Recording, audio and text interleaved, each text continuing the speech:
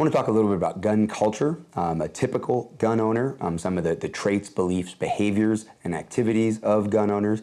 But before I go into any of these details, it's incredibly important to remember that by the best estimates, there are about 100 million gun owners in the United States of America. And of course, that's the gun owners themselves. You've also got the family members who have access to firearms who might not identify themselves or technically or legally be gun owners themselves. And of course, there are gun owners all around the world. So to say that all gun owners believe X or Y, or many gun owners, and the most gun owners believe A or B or participate in activities 1, 2, or 3 would be disingenuous. It would be impossible for me to tell you, even a single trait that all gun owners hold, or a single behavior that all gun owners engage in. But I'm going to talk about generalities. I'm going to talk about what I think, as someone who's been involved in the gun culture for most of my life, whether I was an active participant, as a group or just as an individual gun user or gun owner as a child, but certainly very active in the gun community as a leader in the educational parts and the gun rights parts of the gun community for the last couple of decades. I'll speak to some generalities, some things that I think are particularly important if you're going to be trying to serve members of the gun community and gun owners that may be coming to you proactively or in response to any specific issue. The first thing I want to talk about are the beliefs, I guess, the core beliefs of most gun owners. And when I say this, when I say most gun owners, I'm talking about people that are actually involved in the gun culture.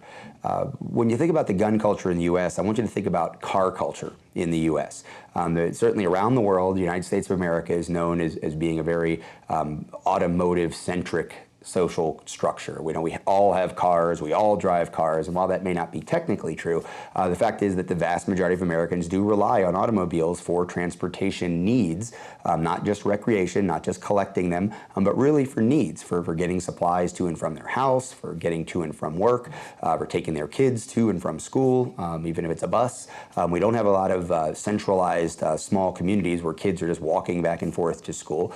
We don't have central markets or farm, stands inside of the centers of our communities where we all just walk every day and go shopping, like we see in many other parts of the world. And of course, suburban sprawl was egg and chicken conversation. Was suburban sprawl powered by cars, or cars made a necessity by suburban sprawl? Either way, we've got it. So the infrastructure of the U.S. relies on cars. The vast majority of American adults own cars.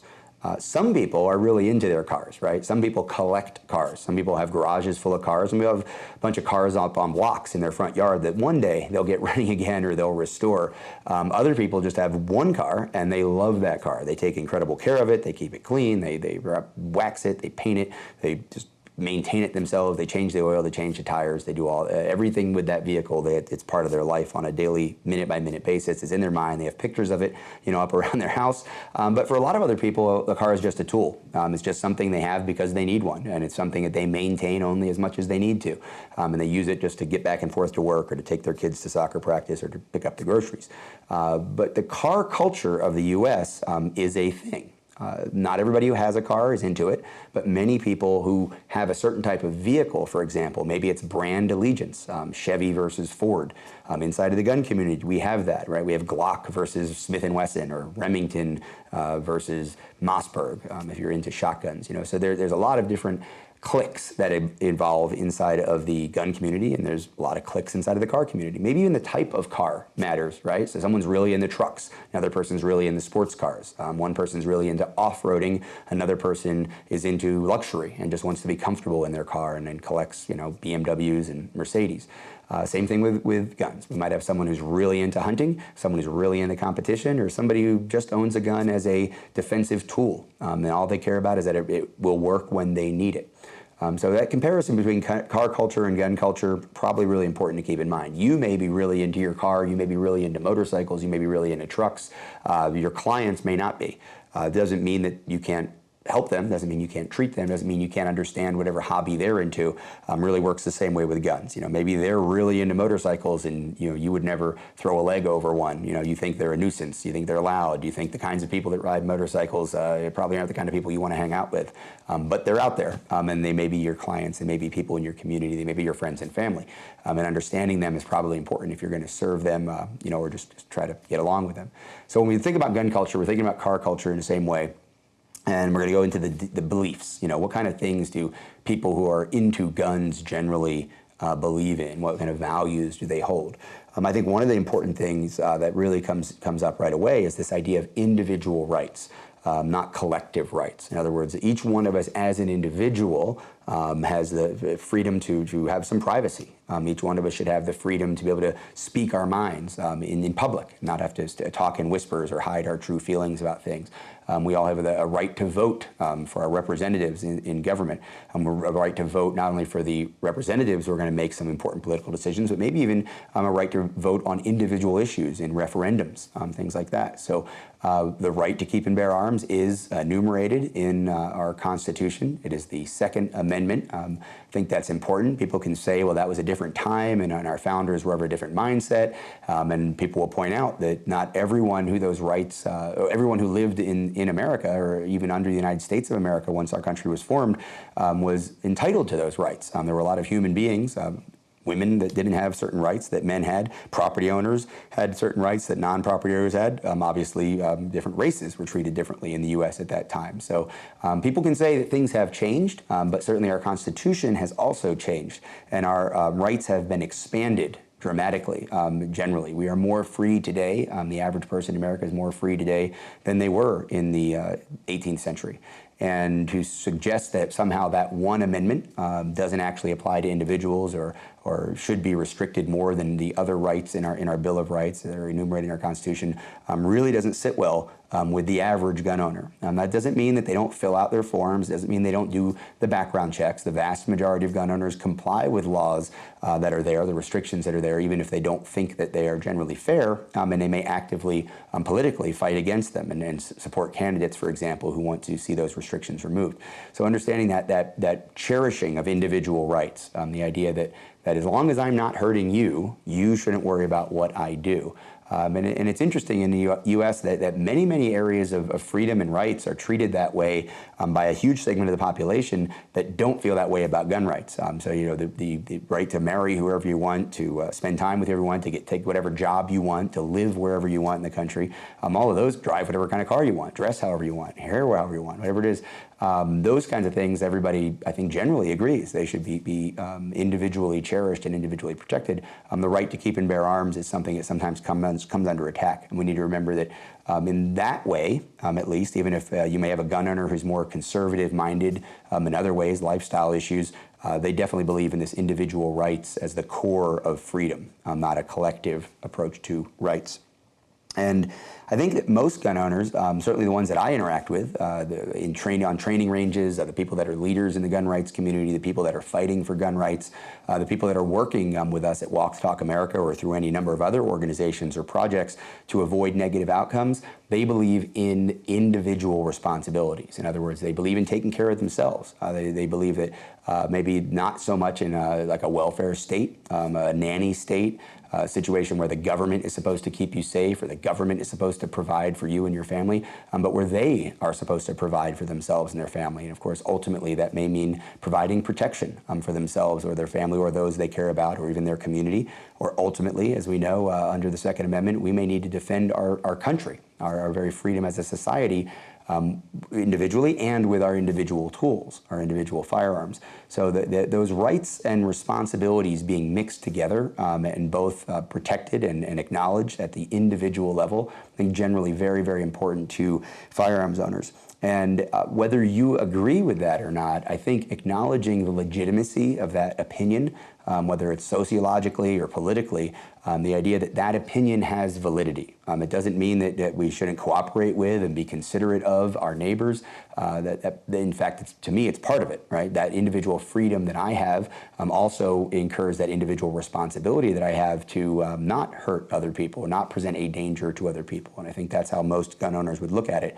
But acknowledging the legitimacy of their position politically and socially, even if you don't hold it, or maybe you think that they're a little too far to one extreme, is probably really important to getting along with and being able to empathize with them. You know, this idea of cultural competency, when I first started working with mental health professionals to help them treat the gun community better and help the gun community, honestly, to understand the importance of mental health care, especially proactive mental health care, one of the things that really struck me was this idea of cultural competency. The fact that you're participating in this seminar, listening to this lecture, is really important to me. The idea that you are sensitive to the fact that maybe you could serve this community better if you understood it better, something that's really, really important. Inside of the gun culture, there are some themes that I think are important to look at. One of them is control. Ultimately, the vast majority of gun owners, especially in the last couple of decades, purchase a gun for defensive purposes, right? They have a gun so that they can carry it around for defense in the public space, or that they can be staged and prepared inside of their home or their workplace for defensive use in a worst case scenario there.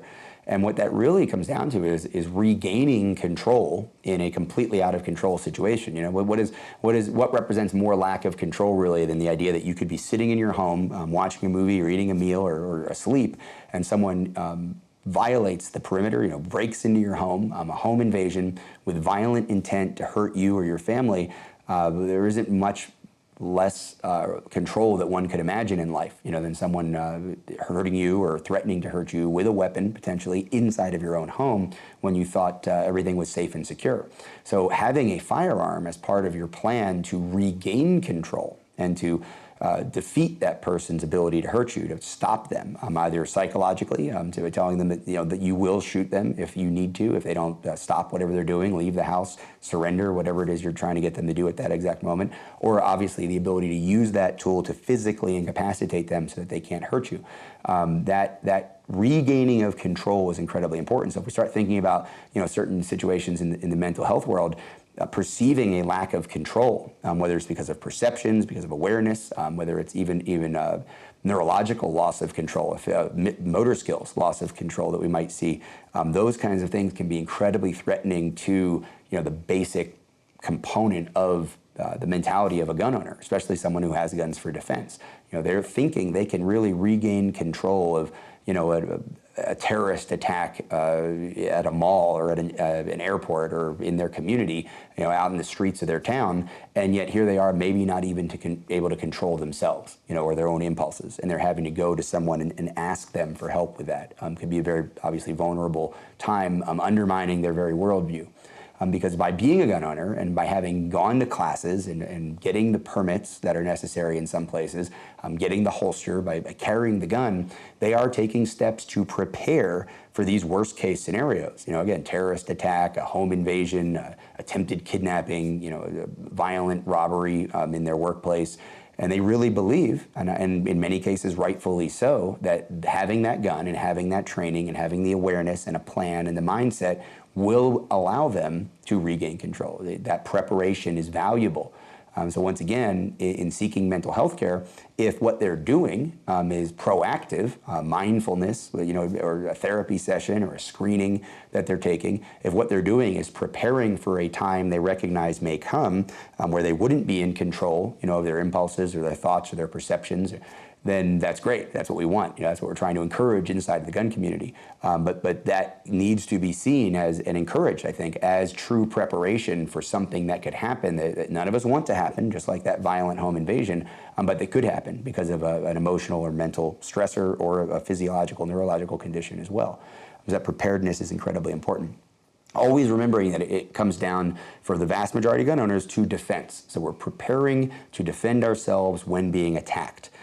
So if what is happening to them is coming from a family member, from law enforcement, from the courts, from coworkers, in terms of their interaction with a mental health professional, if that's seen as an attack, a defensive nature, I think would be understandable, right? Here's someone who really does believe, if Al-Qaeda shows up in their town, they're going to defend themselves, their family, their town, America, freedom, bald eagles, and the American flag all at the same time with their gun. And yet here they are under attack, potentially about something that's happening, on an emotional level or a psychological level, and that may be something they haven't prepared for, and it definitely represents a lack of control. And I think understanding those things maybe gives some insight into how to better help that person. I know for me, if I were confronted with that kind of a situation, my lack of preparation years and years ago, I think would have been a great detriment to my ability to deal with it. So being proactive and encouraging that proactive preparation to regain control or deal with out of control circumstances, incredibly important to gun owners as well as everybody else, I'm sure.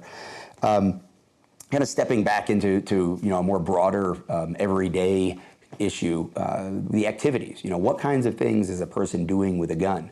Because this could maybe speak to therapeutic activities, recreational activities, things that people enjoy. And again, it may be foreign to you. It may not be something that you're familiar with or grew up with, but I think it's important that you understand what are the kinds of things that most people do with guns.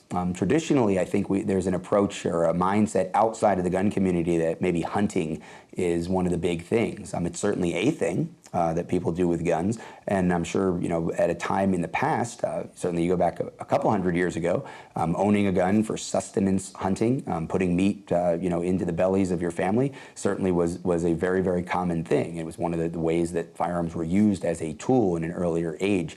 But that's not nearly as common today. Even for hunters, people who own firearms and use them for hunting, it's not sustenance hunting. They certainly, it's easier to go to the store and buy a steak and buy some ground beef or chicken or whatever it is you're going to bring home and put protein in your family's bellies with through. It's much easier to do that than it is to go out and hunt in almost every case. And most people aren't financially in a position where they need to hunt for their protein, for their meat, for their food. Some people do. It certainly is a possibility, but it's not very common. One of the most common activities that we see in the gun community is training, of course. Once again, going to come back to this idea over and over again. Most people buy firearms today or own firearms for defensive purposes. Now, that doesn't mean that's the only thing they own guns for, but one of the ways I like to explain it is this.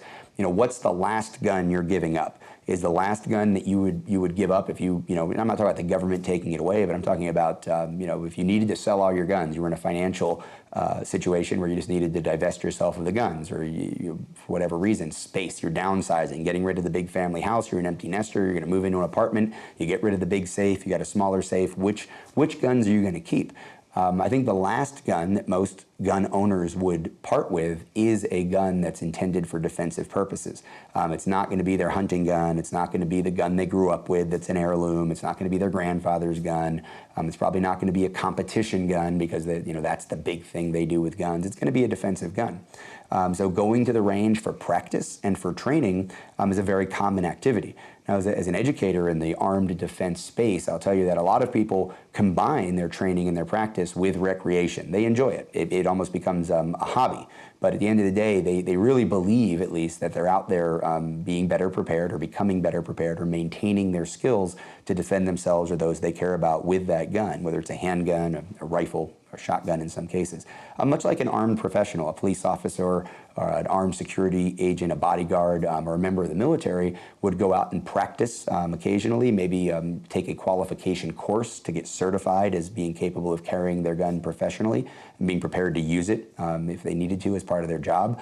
People who carry guns, people who stage guns in their home, the majority of them also go out and practice or occasionally will take a training class.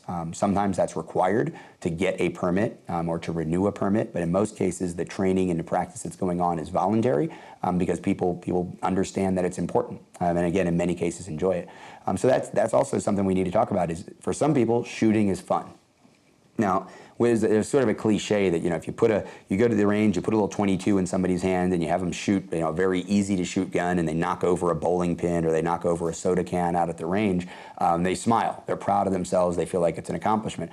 Certainly, the vast majority of people that get to shoot a controllable machine gun, fully automatic fire, end up with a big smile on their face, even if it's a little bit of a nervous smile or nervous laughter, like wow, that really just happened. It's enjoyable. It's great fun. For the cop that has to go shoot once every month or once every 3 months, it may be a job, it may be a chore. But for the vast majority of gun owners, they do enjoy shooting. They enjoy the challenge. They enjoy meeting the challenge of hitting a target far away or shooting a tight group of shots into a target in some range, maybe with a new gun. They enjoy feeling like they are prepared to regain control in that out-of-control defensive situation. And there's a lot of social activity that's built around shooting. Competitions, good-natured competitions amongst friends or formal professional competitions with prizes that are at stake and bragging rights. There are a lot of sponsored shooters. There are very, very few professional shooters who actually make a living professionally shooting. There are very, very few, even at the Olympic level, on the world stage. There are people who are professional shooters and amateur shooters on Olympic teams that compete all over the world, and that's all they do. But they're few and far between. The vast majority of competitors in the U.S. are doing this as a hobby. They're not making money, and when they're sponsored, we talk about sponsorship, it may be a company giving them a pair of safety glasses, or a company, paying their $50 entry fee, maybe giving them a firearm to use in their competition if they're really good. But for the most part, people are putting their own money and their own time into these fun events, and they're seen as very social events. And again, just going to the range with a friend, going to the range with a family member can be very therapeutic, very recreational, very enjoyable, very, leave your troubles behind and focus on putting the bullet into the target, focus on running that gun, and maybe, again, a new gun. Because collecting is another activity that we have to talk about, just merely collecting the gun. And people think of it as tools of death. How can you collect something like that? Well, people have collections of swords. People have collections of knives. People collect spoons, T-shirts, coffee mugs. There's all kinds of things that people collect, right? Coins, cars. We talked about that earlier as far as gun culture and car culture. Guns are a very, very collectible thing. There's lots of different types, there's different brands. You may focus on one type of gun and want to own every example of it. You may focus on one brand of gun and want to own everything they make.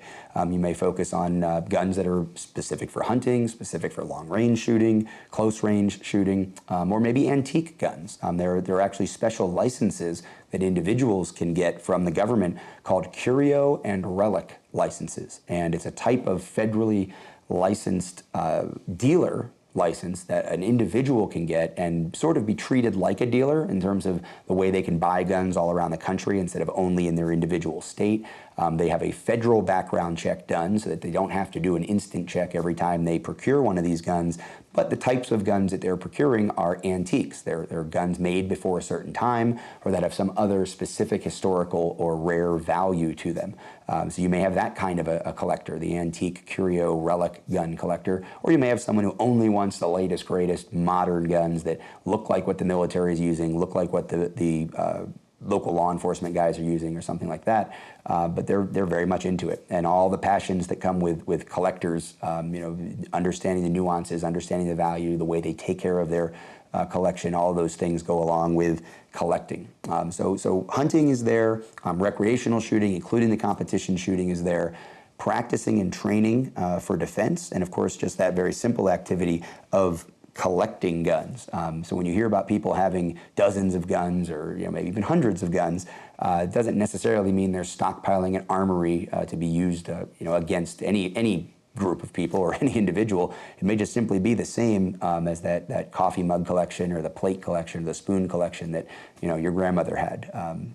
Needs to be stored a little differently, needs to be treated a little differently, obviously, but that's really mentally what it is to them. It's just something they enjoy.